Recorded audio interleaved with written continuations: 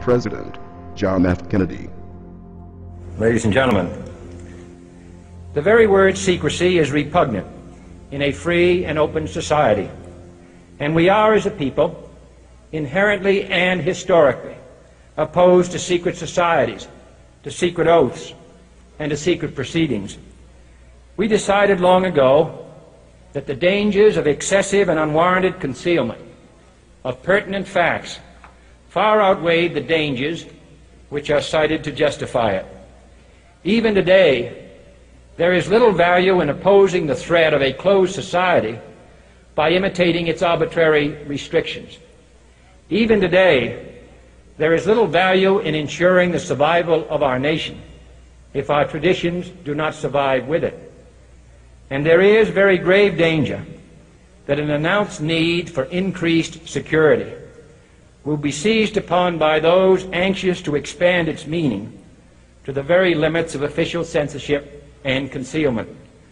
That I do not intend to permit to the extent that it's in my control. And no official of my administration, whether his rank is high or low, civilian or military, should interpret my words here tonight as an excuse to censor the news, to stifle dissent, to cover up our mistakes, or to withhold from the press and the public the facts they deserve to know.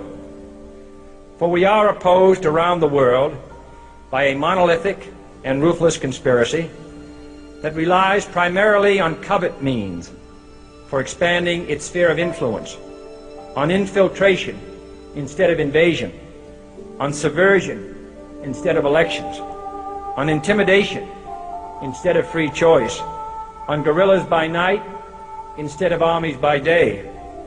It is a system which has conscripted vast human and material resources into the building of a tightly knit, highly efficient machine that combines military, diplomatic, intelligence, economic, scientific, and political operations. Its preparations are concealed, not published. Its mistakes are buried, not headlined. Its dissenters are silenced, not praised. Its dissenters are silenced, not praised.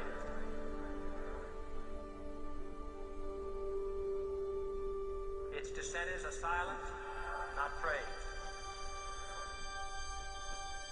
Its dissenters are silenced, not praised. Its dissenters are silenced, not praised. Its dissenters are silenced, not praised. No expenditure is questioned, no rumor is printed, no secret is revealed. No president should fear public scrutiny of his program, for from that scrutiny comes understanding, and from that understanding comes support or opposition, and both are necessary. I am not asking your newspapers to support an administration, but I am asking your help in the tremendous task of informing and alerting the American people. For I have complete confidence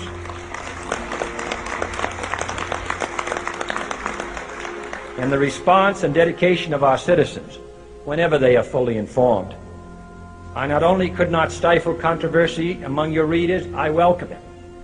This administration intends to be candid about its errors, for as a wise man once said, an error doesn't become a mistake until you refuse to correct it. We intend to accept full responsibility for our errors, and we expect you to point them out when we miss them. Without debate, without criticism, no administration and no country can succeed, and no republic can survive.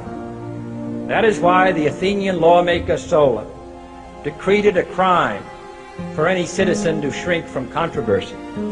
And that is why our press was protected by the First Amendment, the only business in America specifically protected by the Constitution, not primarily to amuse and entertain, not to emphasize the trivial and the sentimental, not to simply give the public what it wants, but to inform, to arouse, to reflect, to state our dangers and our opportunities, to indicate our crises and our choices, to lead, mold, educate, and sometimes even anger public opinion.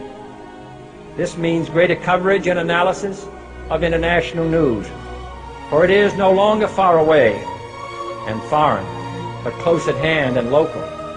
It means greater attention to improved understanding of the news, as well as improved transmission. And it means, finally, that government at all levels must meet its obligation to provide you with the fullest possible information outside the narrowest limits of national security.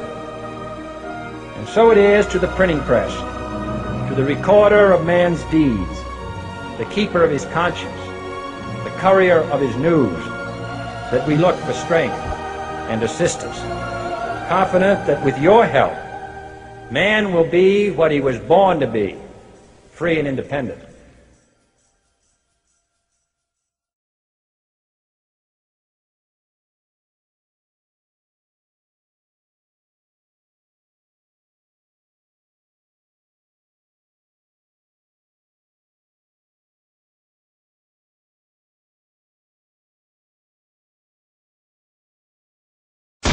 What you say?